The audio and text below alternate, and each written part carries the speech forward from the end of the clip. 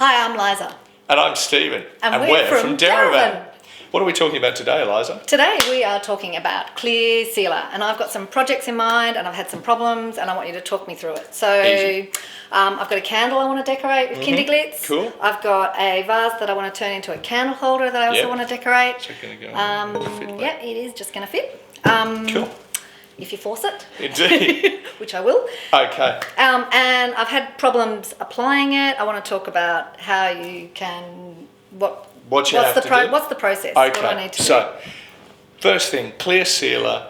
First thing, your substrate, the thing you're painting on, has to be clean. Okay. Clean. So whatever you're putting it on, wood, terracotta, glass, tiles, metal, whatever you're putting it on, it needs to be clean. So on glass, it's pretty simple. I mean, just a wet rag.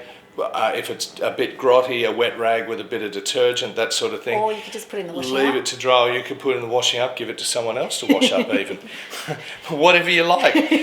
With wood, make sure it is, if you're sanding it, make sure it's been just wiped back. Once again, you can use a damp cloth or that sort of thing. Same with the terracotta. Really anything.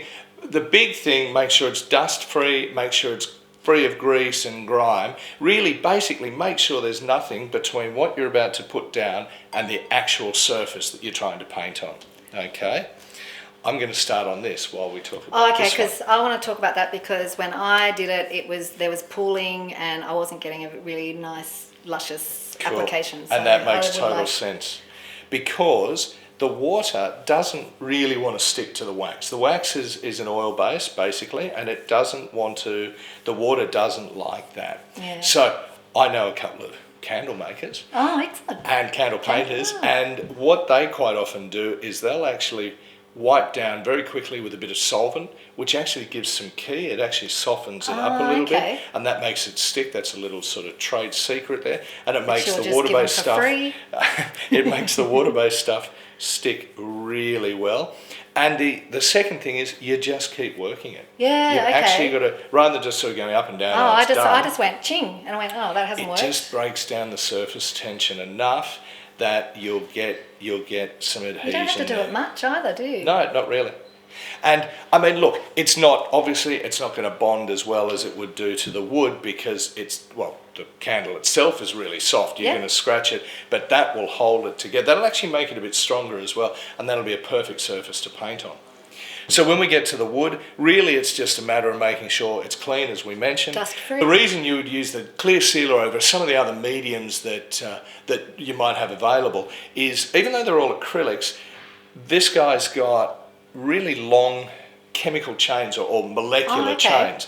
And so it blocks the holes in the pores of the really porous stuff. So it doesn't sink right in. You could use some of the other mediums. You could just go on with the paint most often as well, but it will tend to sink right in. So it's more economical to use a medium like this. This medium will also, and one other thing to keep in mind, don't use it as a varnish because it will also remain a little bit tacky. And that's great for the paint over the top. Yeah. But not so good as a varnish, for instance, because if you leave it finished, each time you touch it, it's just going to feel a bit tacky. So you'd want to put the clear sealer on, paint, or put the kindy glitz or whatever you're going to do. Obviously, leave it all to dry, and then go over the top of it with something like polymer gloss varnish or one of the other varnishes that are meant to finish off. To protect it. Yeah. So, because say I had a wine glass I wanted to decorate. Yep. So that's you're going to be handling quite a bit. I will be anyway. Indeed. So, okay, with that, you can't put it in the washing machine. I can't put it in my dishwasher? Certainly don't want to put it in the washing machine. No, because that would be silly. And don't put it in the dishwasher either because it's probably only going to last a few times. It will tend to wash off, absolutely. And I notice you've got some kindy glitz on there. Yeah, I do. And it's staying on pretty well, but it is if you scratch it. Exactly. So you want to put the clear sealer on that as well. The kindy glitz will really stick to that, but keep in mind as well the kindy glitz is actually not completely waterproof.